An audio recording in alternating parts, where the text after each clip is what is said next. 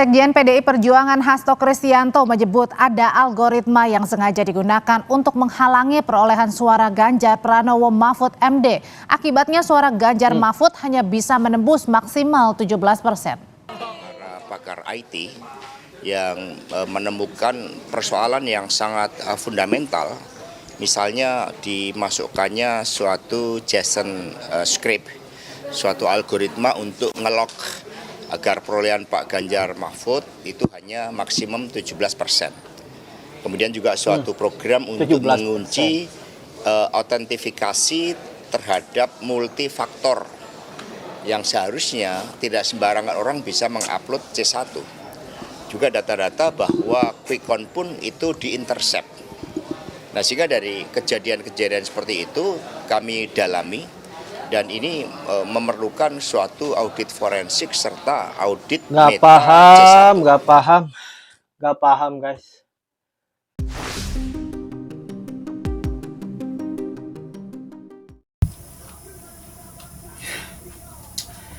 Apa ini lagi? Oke guys, kita akan bahas tentang video barusan pernyataan dari Hasto Kristianto. Dia mengatakan bahwa ada unsur kesengajaan ya.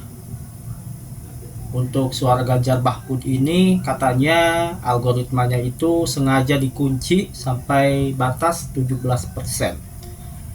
Nah, saya nggak paham ya, ini maksudnya apa sih? Sekalipun Hasto ini mengatakan bahwa ini hasil dari audit tim IT, ya saya jujur aja, ini gak masuk di akal ya. Jadi ini nalarnya gimana gitu.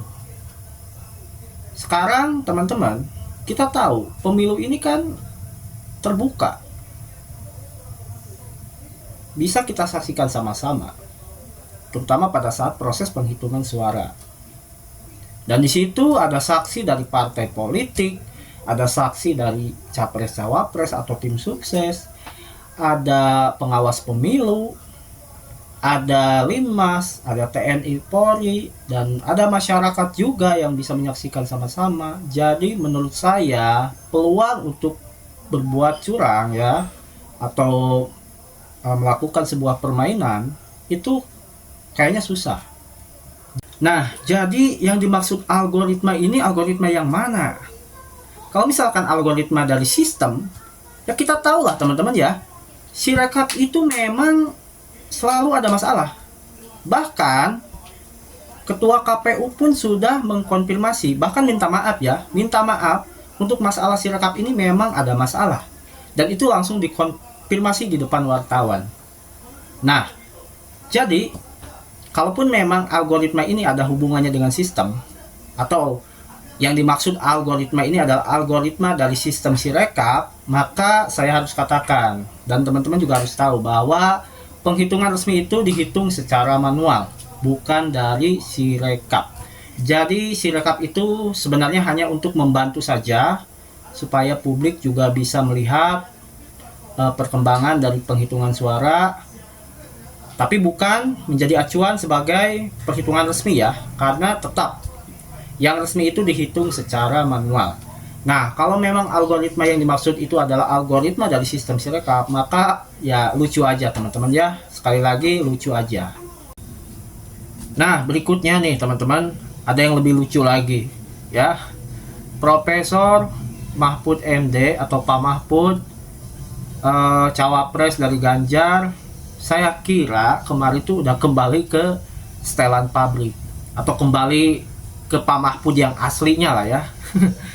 Jadi dengan komentar-komentar atau postingan-postingannya yang menurut saya waktu itu kan menyejukkan tuh. Wah, ini saya kira orang udah legowo nih, bagus nih. Tapi setelah saya mendengar komentar beliau 2 hari ke belakang, mulai dari prediksi beliau tentang nasib Pak Jokowi, beliau mengatakan bahwa nasib Pak Jokowi itu akan sama seperti Pak Soeharto. Nah, menurut saya sih ini nggak pantas ya. Pak Mahfud ini kan seorang ahli hukum, apalagi itu kan prediksi beliau itu memantik emosi publik ya, memantik emosi masyarakat, khususnya di sini pendukung Pak Jokowi khususnya di sini juga pendukung dari Prabowo Gibran, yang saya juga heran, Pak Mahfud ini kok jadi kayak gini ya. Setidaknya kemarin itu saya melihat udah enak banget ya, komentarnya, postingannya udah, saya kira udah legowo gitu. Saya kira udah kembali ke setelan pabrik teman-teman ya, tapi saya melihat pernyataan Profesor Mahfud MD ini sangat disayangkan sekali Pak Mahfud. Jadi wajar kalau Jensen ya, politisi dari Partai Demokrat, membuat postingan di akun X tentang pernyataan Pak Mahfud ya, tentang komentar Pak Mahfud yang mengomentari isu algoritma yang mengunci suara Ganjar Mahfud sampai 17%. Kita baca sama-sama guys. Itu maka aku minta Prof MMD menjabarkan. Pingin juga kita dengar gimana caranya, agar jangan langsung teriak keluar terhadap hal yang tidak begitu jelas. Apapun beliau itu mantan hakim MK, ketua MK lagi. Masa argumen tidak jelas begitu malah diamplifikasi dan dikeluarkan keluar. Di pengadilan saja satu bukti kita bawa walau kuat sekali kadang ditolak. Apalagi argumen tidak begitu jelas, tidak jelas begitu. Kalau kamu tadi yang komen, bukan Profesor Mahfud, tidak akan aku komentari. Sudah jelas dari sudut pandang manapun manusia yang otaknya berpikir tidak mungkin itu terjadi. Hasil 17 atau 18% itu ya memang hasil suara rakyat yang milih Gama. Bukan karena di setel-setel. Itu maka aku bilang, buka saja C1 yang mereka punya. Kan beres urusan. Mari kita lihat di setel-setel tidak. Itu suara 17%. Memang suara dalam pemilu apalagi sekelas pilpres yang disaksikan semua orang bisa di setel-setel seperti lagu di kafe aja. Ada-ada aja. Nah, itu tweet dari Jensen, politisi Partai Demokrat. Jadi wajar aja beliau mengomentari seperti itu. Karena memang sekali lagi Pak Mahfud ini kan basicnya ahli hukum, profesor, mantan ketua MK. Jadi kurang pas aja.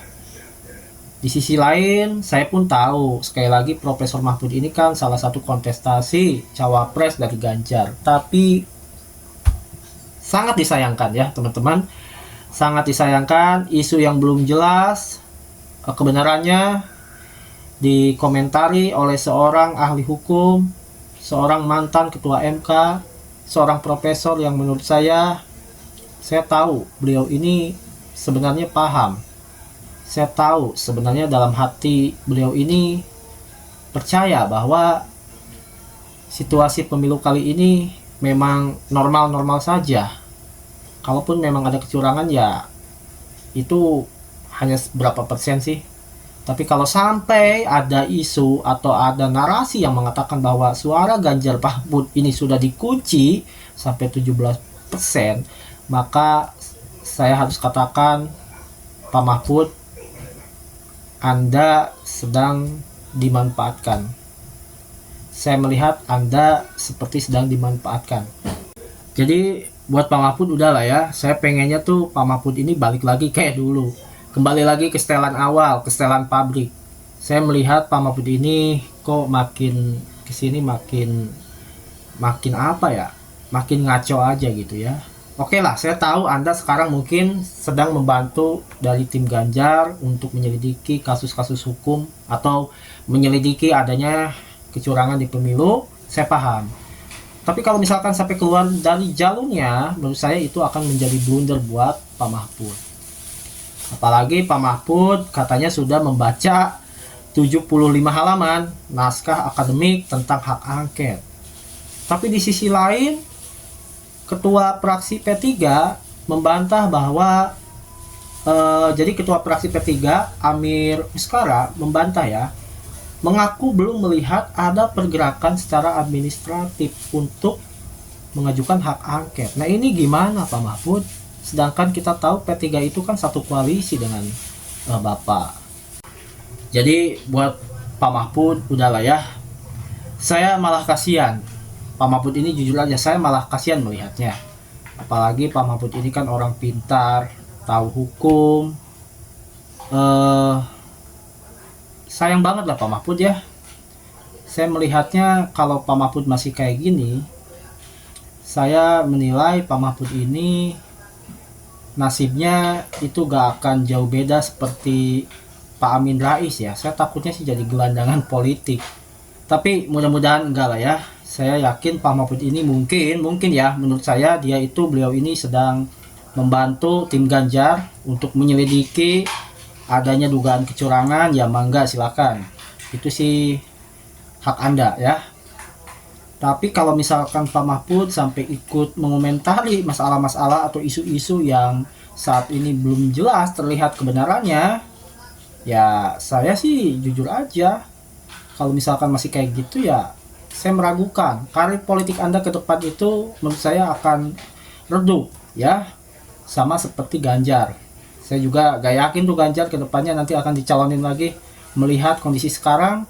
Apalagi internal PDI juga saya melihat juga kayaknya ada masalah ya, dengan cuitan atau komentar Ibu Puan Maharani, sekalipun itu hanya dibacakan oleh Dasko, tapi itu sudah memperjelas bahwa memang di internal PDI itu ada dua faksi, ada dua kubu, dan ya kita tahu semua lah ya. Dan satu hal lagi ya teman-teman, ini ada berita dari Sumatera Barat, kemarin itu ada bencana banjir atau longsor ya, jadi 19 orang meninggal dunia.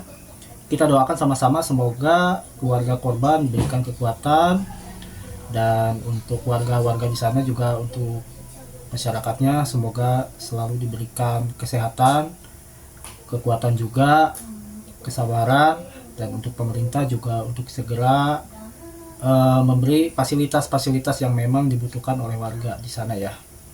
Oke guys, mungkin videonya sampai di sini. Jangan lupa untuk selalu dukung channel update dengan cara subscribe, like, dan komen untuk mendapatkan update-update berita tentang politik, khususnya pemilu 2024. Sampai jumpa.